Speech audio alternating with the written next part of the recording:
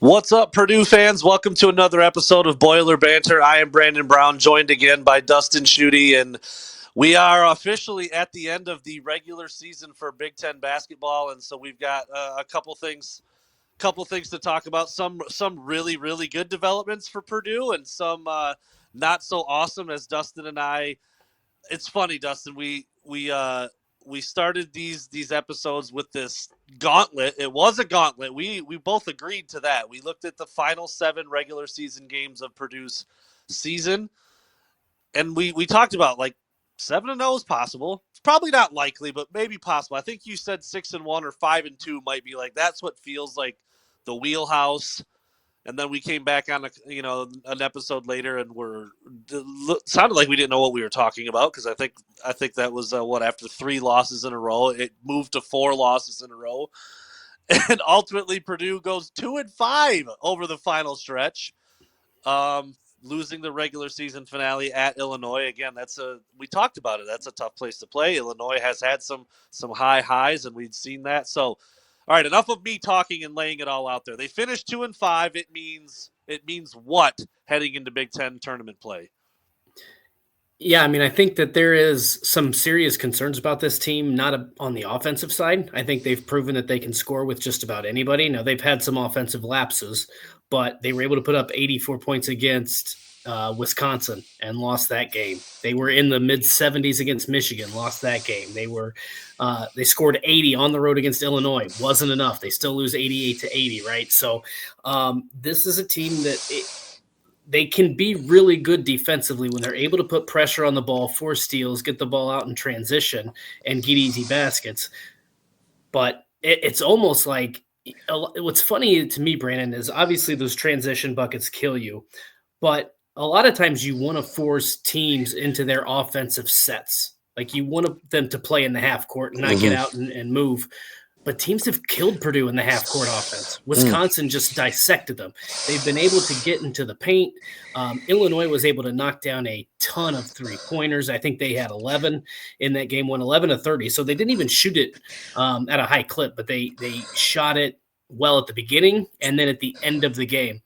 And specifically when it comes to Friday night's game, the loss to Illinois, it was another one of those situations where Purdue had a 10-point lead in the second half and squandered it. Illinois had I can't remember what the run was in the middle of the game, but they closed on a 13-1 run to win it. So they hit the shots right when they needed to. They were able to get easy buckets at the rim.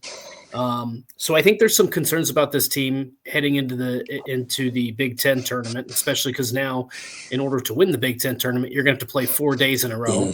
And we've seen that this is a team that has played on short turnarounds all year. And in the later portion of the season, I think it caught up with them a little bit. So I think the one positive you take about not maybe necessarily the Big Ten tournament, but looking ahead to the NCAA tournament, March Madness, is it's a guard-driven tournament, and Purdue's 2 guards are pretty good. Braden Smith, obviously, and then Fletcher Lawyer. So if you can get those guys going, they've got a really good post player in Trey Kaufman-Wren. But you're going to have to get some of that supporting cast to contribute a little bit more, and especially on the defensive end. Well, we'll certainly come back to Braden Smith here momentarily for obvious reasons. I don't think we're breaking any news here, but Player of the Year of the Big Ten. We'll get back to that, and it's not really a surprise at this point either. I think it was – I'm maybe surprised that it wasn't unanimous, actually. We'll discuss that a little bit. But so the final 7 games, again, when we did – I don't remember what the exact date was that we did the first episode of this, but on February 11th, they started that skid against Michigan, then a loss to Wisconsin, then a loss to Michigan State, then the loss at Indiana, which I think was the one where we thought, okay, this 3-game skid, that's tough, but they'll get it back at Indiana, and they didn't. Then they beat UCLA. They absolutely trounced Rutgers, and then they finished the season, as we just talked about, with this loss to Illinois. I know earlier or through that stretch or somewhere in there you talked about guys like Braden Smith playing a ton of minutes, Trey Kaufman-Wren playing a ton of minutes, and now there's a little bit of a break. You get to go into the Big Ten tournament with some rest. But if they get hot during the Big Ten tournament, there's going to be, like you just said, it's going to be this back-to-back thing. So where do you think the players are physically? Has Matt Painter talked about that at all? These guys are playing a ton of minutes, and how do you think – like this is where it gets really fun to talk about March basketball, because you're trying to peak at the right time. You're trying to be healthy. You're trying to be rested, but you also want to perform in the Big Ten tournament. So how do you think all of that's coming together right now? Yeah, I think so. There's a couple different avenues we can travel down here. I think from the minutes perspective, I don't think Braden Smith is going to ever see a rest longer than 2 minutes. Like, unless Fair. he gets into some sort of foul trouble, I think he's going to play at least 38 minutes per game. And that's just, I mean, like the Rutgers game, I think it was 32, but they obviously trounced Rutgers and it wasn't close the last 10 minutes. So you might get a situation where he heads to the bench early if it's a blowout game. But I think by and large in some of these tournament games, he's probably going to play 38 minutes. But Matt Painter said something interesting the other night about, basically rest or have Trey Kaufman-Renn on the floor. And it was basically like, yeah, we'd love to have him out there for 35 minutes, but sometimes less is more in the sense that if you play Trey Kaufman-Renn 32 minutes, he's more productive than he is if he plays 35. That's when he starts maybe picking up some unnecessary fouls. That's maybe when he starts missing shots he would usually take. And then Fletcher Lawyer, a guy they like to play around 30 minutes. So, and it's the same sort of situation, right? So I think it's going to be interesting to see how the minutes are managed. The problem has been, now it's gotten better as of late, and I know there's been some losses, but Miles Colvin has played well. He's shot the ball a lot better. Cam Heide found out. I think that was actually the biggest aspect of that loss to Illinois. When Cam Heide was on the floor, I think they were plus 14. He fouls out with a couple minutes left, and Illinois is able to go on that run and seal the deal. So those two guys have been playing better. Jakari Harris, the freshman, has looked a lot better. But if those guys are going to sit that amount of time, Purdue's got to get some productivity, some consistent productivity from Miles Colvin, Camden Heide, Jakari Harris off the bench. So that part's going to be very interesting to me. The other thing, and this comes from years past. I remember a few years ago after a loss to Maryland on the road, Matt Painter said, I don't really care about the Big Ten tournament. Like, you get judged on what happens in March. Like, we're not going to go and try to lose games in the Big Ten tournament, but whatever happens, happens. So I think Purdue wants to win a few games. I think the players want to win the championship. I think they want to bring some hardware back to West Lafayette after not winning the Big Ten regular season. I think that gives them a little bit of a chip on their shoulder. But from an overall big picture perspective, I think Matt Painter to me, this is about staying process-based and staying in a routine. Because a lot of people, when you come into these tournaments, are like, you need to get guys rest. Why risk an injury? You got so many days and you're playing boom, boom, boom, boom, boom. Why risk, why wear them out? But I think for him, it's more of just staying in that routine, no matter how many games you play. And the interesting thing to me is, Brandon, we can talk about this too. Even as the number 6 seed, I think Purdue has a pretty favorable draw like as favorable as you can get in terms of if they want to get to the championship game on Sunday. Yeah, I would agree with that, and I've seen a couple different talking heads, give their Big Ten tournament predictions, and a lot of them have Purdue in the final, and I think they do have a pretty favorable March.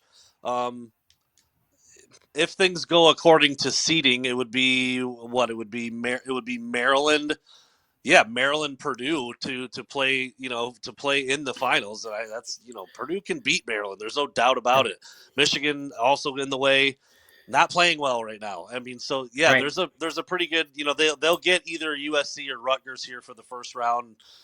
I mean, Purdue should certainly win that game, you would think. But again, we have been wrong before. We'll throw that out there. And the fact that Matt Painter might not prioritize this, given all those things you just said about minutes and about rest, and we'll see. I think that is an interesting take. I'd never heard that before, but I've always kind of felt that way too. I'm like, man, it is grueling to go win the Big Ten tournament right before you get ready for March Madness, especially if you've got guys who you really, really rely on with heavy minutes, and that's definitely the case with Purdue this year. So, yeah, that'll be interesting to see. Come Thursday for the Boilermakers. We talked about this, probably a 9:00 tip Eastern time, somewhere in that range. Not maybe an ideal tip time for those covering the game like Dustin, but nevertheless, it'll be USC or Rutgers. We'll talk about that here in a couple minutes. But yeah, let's go back to Braden Smith, man. Player of the year, both coaches and media, not really a surprise, like we said. I mean, he's played a ton of minutes. He's just crazy productive. He seems to never really have a bad game. It's just a not so good Braden Smith game sometimes. I think you talked about that before, where he's like, I should have been better. And you had 22, 8, and 8. Like, what are you talking, or whatever, That's just kind of what he does night in and night out. So not really a surprise, but I'm sure Purdue fans and Matt Painter, Braden Smith himself kind of hanging their hat on that. And back-to-back wins for Zach Edey means now 3 years in a row it's a Purdue guy taking home that award, so that's got to be pretty cool. Yeah, and I mean, I think from the individual standpoint, this is the first time in conference history it's ever happened that a player from the same school has won it 3 years in a row. So that's unique. And I mean, that just goes along with everything else Purdue has done in these past, several years. And that's, winning 2 Big Ten championships, a Big Ten tournament title, getting to the national championship game. But Braden Smith has been this has been a marquee season for him in a lot of ways. I think a lot of people expected when Zach Edey was gone that a lot of his assists were going to go with him to the NBA, right? Like I've heard the term Edey merchant so many times, and it's just like, I don't think you guys know what you're talking about now. I don't know that I expected him to have this kind of season, but he showed why he's the best player. And what's still funny to me, Brandon, is that they still have to urge him to shoot the ball. Like, he is a surefire shot maker. He wants to get his teammates involved. So at certain times throughout the game, Matt Painter's got to be like, hey, take it over.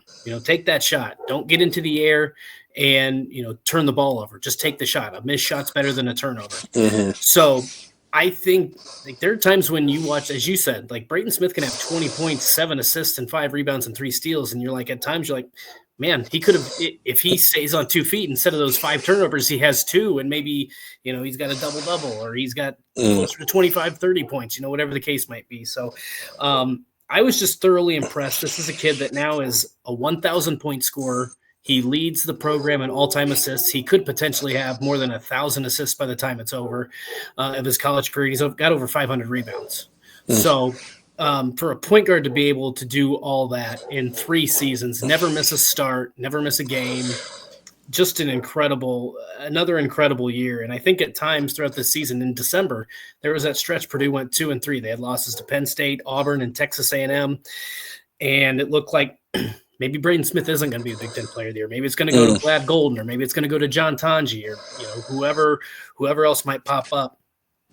And then in late December and early January, he really kicked it into another gear, and he was a huge reason why they won 11 games in a 12-game stretch and had them at one time at the top of the conference. Now, things didn't quite go that, live up to what we thought they were going to, but I still think, like, even in that 88-80 loss, he was 1 rebound short of a triple-double.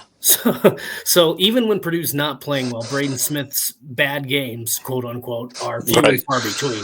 Yeah, there's no doubt. And okay, let me correct. You can correct me if you know, or maybe I'm just not reading it correctly. But if you go to the official Big Ten website and you look at the postseason awards, unanimous guys are listed in all caps for the first team or the second team, whatever. And Braden Smith is not all caps the Player of the Year, so that means other guys got votes, right? Or do they not? Do they only list that for the team award? I think it's only for the team, because the official social media account of Purdue tweeted out unanimous Big Ten Player of the Year. Okay, I was going to say, if somebody, I would be surprised who else would have gotten a vote. I mean, you named Vlad Golden, you named John Tanji, like. Vlad Golden's not getting the vote over Braden Smith. I haven't watched a lot of John Tanji. I know Wisconsin might have been a little bit better than some thought, and they were jockeying for Big Ten title contention. But I would have been surprised if it wasn't all Braden Smith. So that's why I was asking, because, like I said, if you look at the first team, obviously Braden Smith, Trey Kaufman-Renn, we'll get to him in just a second, and John Tanji were all unanimous first team selections. So they're listed in all caps, but Braden Smith is not for Player of the Year. Okay, so likely unanimous Player of the Year. Not a lot of voting would have went any other way if you ask me, and it was pretty obvious in my opinion. But also getting a ton of love, Trey Kaufman-Renn, first team all conference, I believe in both coaches and media. Not unanimous in the media, which is kind of interesting, but still a first teamer. I mean, yeah, just go ahead and talk about him. I know we did a whole breakdown on him before where he's just like, he's kind of like Braden Smith, but in a different way. Just kind of gets stuff done. You look up, all of a sudden he's got 20 and 10, and you're like, that was a quiet 20 and 10. I don't know how he does it, but he gets where he wants to go. He makes a very high clip of his shots. So 2 first team all Big Ten players for the Boilermakers, Braden Smith Player of the Year and Trey Kaufman-Renn as well. I think with the way he played and the numbers he had this year, I think if Braden Smith wasn't his teammate, Trey Kaufman-Renn is, I don't know if he wins it, but he's probably in the conversation for Big Ten Player of the Year. Like you're talking about a guy, and I have a lot of admiration for a guy like him because you don't see it very often where a guy is willing to redshirt his very first year for the betterment of the team. Then he comes in as a redshirt freshman and is kind of a role player. Then the next year he's a starter, but he plays probably, I don't remember what it was, but I think around 15 to 18 minutes per game. So he's not playing a majority of the game. He's splitting time with Mason Gillis. I think he averaged somewhere around like 5 to 6 points a game last season. I should have these stats in front of me, but I don't. And then this year he's one of the top, I think he's a top 30 scorer in college basketball, one of the top 3 or 4 scorers in the Big Ten, and just a menace night in and night out. Like teams, he's very physical. He's a very physical player. Teams can't seem to handle him in the post, and he's not like a big – let me rephrase that. He's not the same sort of big bruiser like Zach Edey. Like Zach Edey just gets the ball and he's going to punish you, right? Right. But Trey Kaufman-Renn, he can punish you. He can also put a spin move on you. He can get it at the nail and drive to the basket. He can hit that little jump floater shot. The way he's improved his game is like it's just night and day. Like to go from 5 or 6 points a game to up to close to 20 points per game in one season is remarkable. And he did it on, I mean, Purdue was not a great rebounding team this season, but he had his moments. He had 2 or 3 triple or double doubles this season. He's also a very good passer. So every aspect of his game has gone on to another level. And I think another key, you know, when Braden Smith today was talking about the development of Trey Kaufman-Renn, he says, I've seen him develop on the court, but we kind of always known he's a good player. The real thing was like he used to be kind of quiet, keep to himself. After practice or after games, he'd kind of go off and do his own thing. But this year he made an effort to be and step into that leadership role. And that meant being around the team more, not just in practice or in games or in the locker room, but, you know, going out and doing stuff, inviting guys out to hang out and things like that. So he's grown in a lot of ways. I'll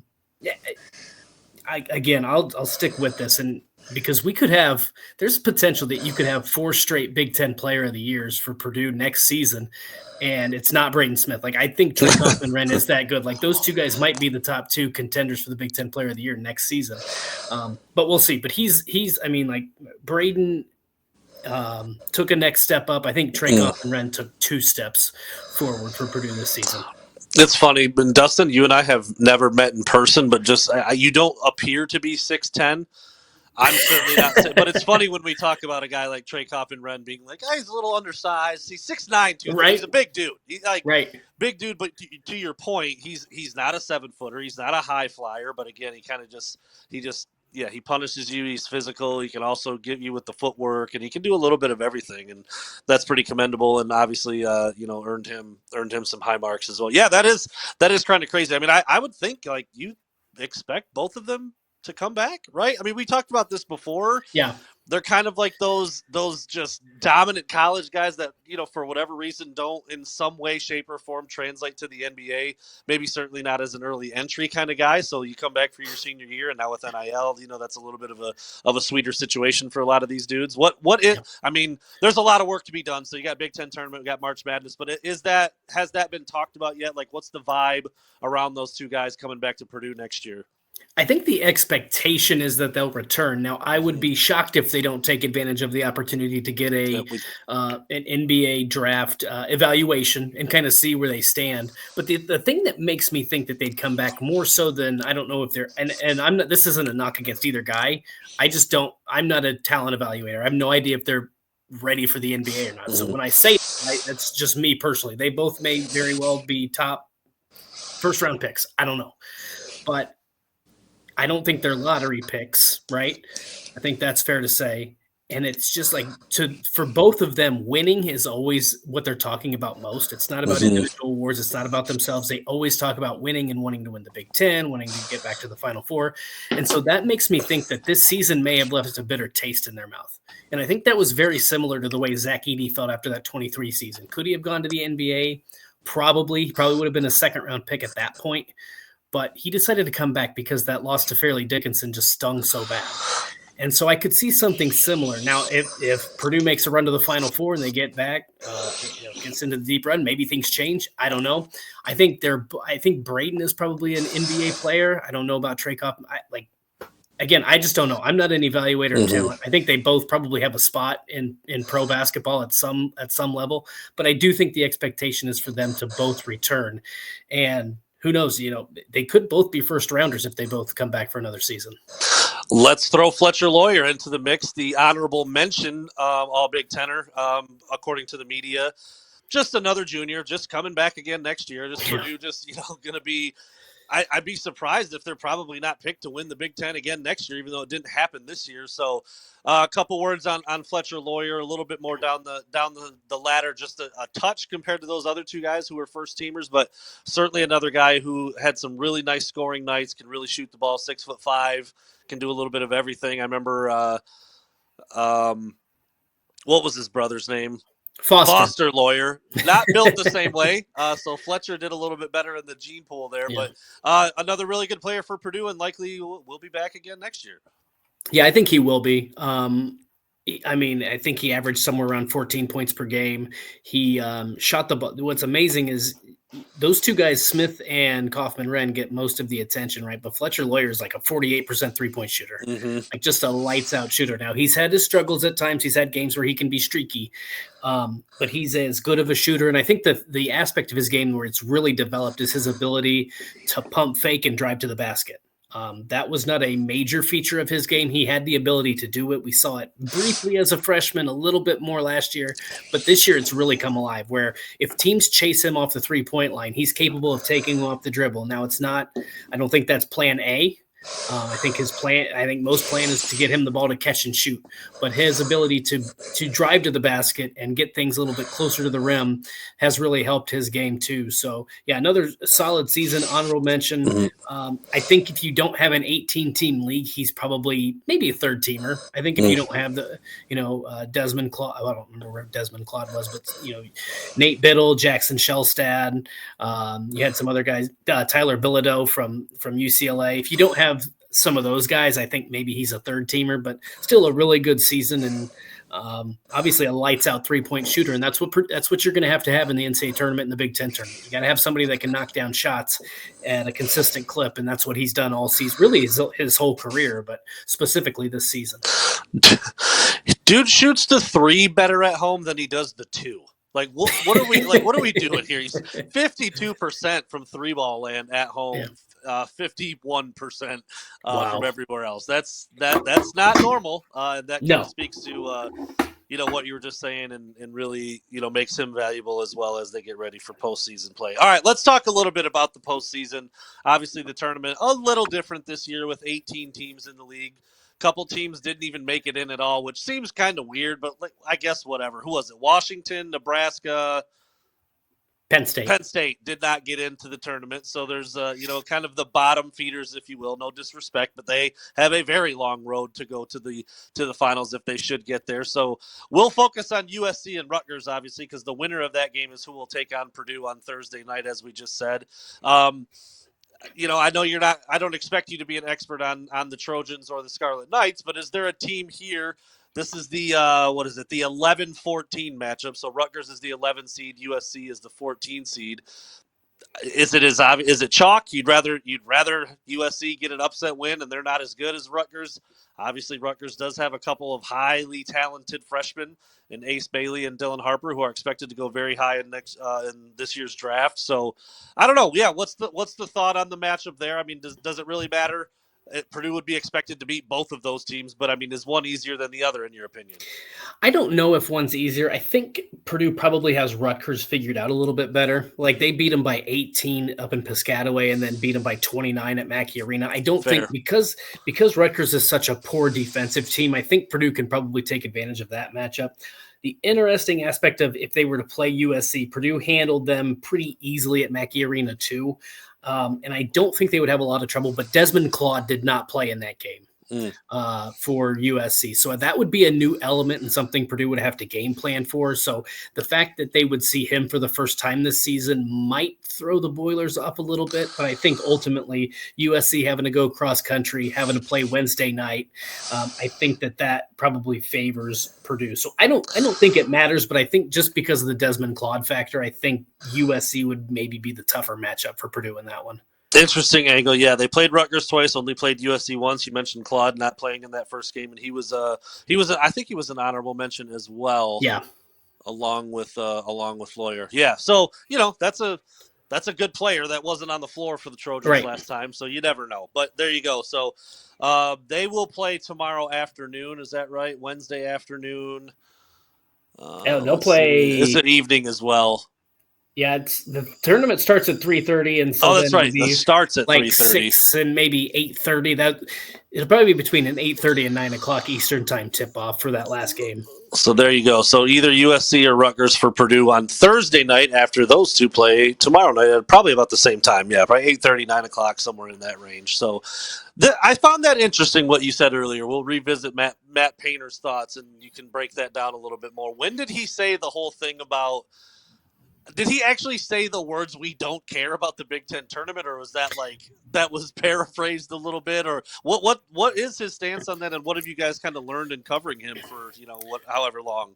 So it was probably 2021, maybe. It's been a few years ago. It was after a loss to Maryland, and I think that loss maybe took him out of the Big Ten title race or something.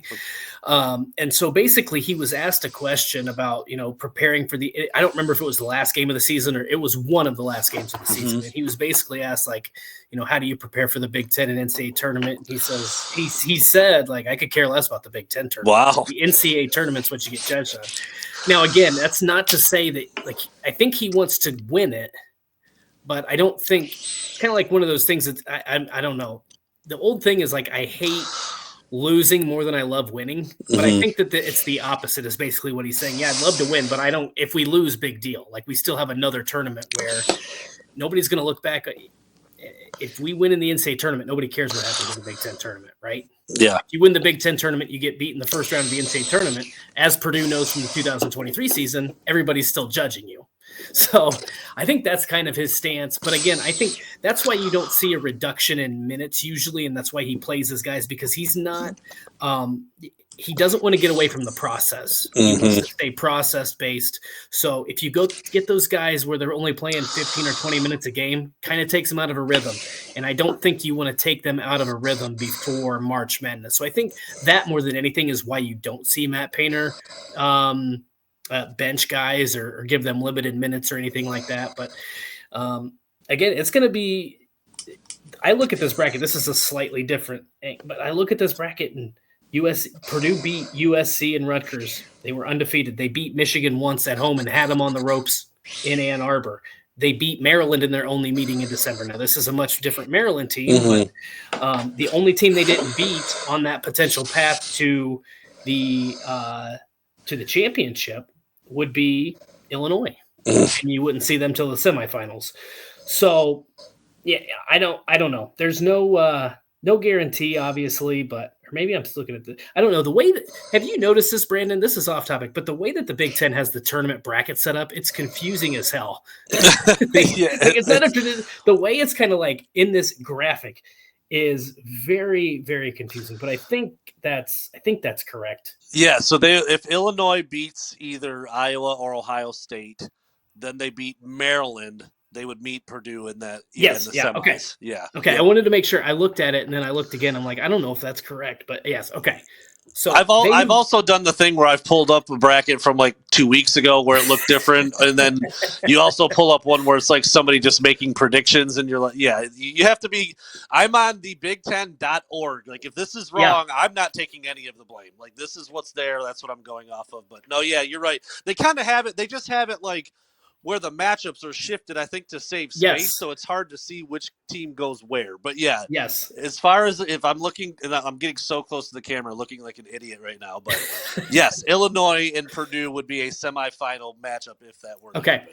So yes, that's the only team they have not beaten on that side of the bracket. Whereas on the other side, if they would have been the 5 seed, they were 0-1 against Wisconsin, 0-1 against Michigan State. They'd only beaten they were 1-0 against Oregon, but they had tied with Indiana 1-1. So that's why I say this side of the bracket is favorable if they want to make a deep Big Ten tournament run. But as we've seen before, anything can happen. So you just prepare for that first game Thursday night and then see what happens the rest of the way. Yeah, that is an interesting take, and I'm sure a lot of coaches kind of think about that because it's not that it doesn't matter, but in the grand scheme, like it kind of doesn't. Like Right. Certainly, it's awesome when a team makes a great run and wins the Big Ten tournament. You have this great celebration, especially when it's like a Cinderella or somebody you didn't expect to get there. Like that's one of the coolest moments. They punched their ticket when maybe they were on the bubble, whatever the case may be.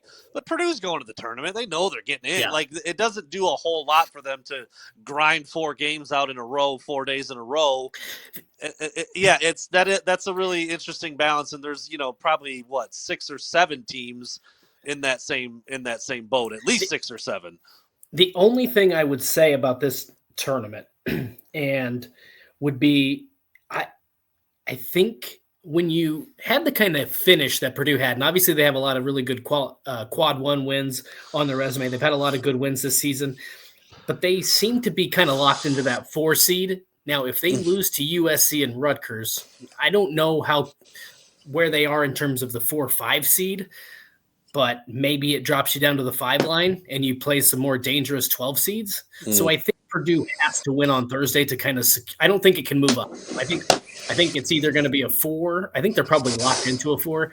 But to take any questioning out, I don't think you can lose to Rutgers or USC. If you win that game, then I'm pretty sure you're locked in as a number 4 seed in the NCAA tournament. If you lose it, maybe you leave it up to the committee. Maybe you get a 5 seed. I don't know. But that would be my only other thought is that you probably have to win on Thursday, beat Rutgers or USC to secure yourself that top 4 spot in the NCAA tournament. Yeah, I was looking at. You got Wisconsin sitting there at the 5, Purdue 6, Illinois 7. Do you think is Illinois a tournament team? Are they getting in? Yeah. I think so. Regular, and then.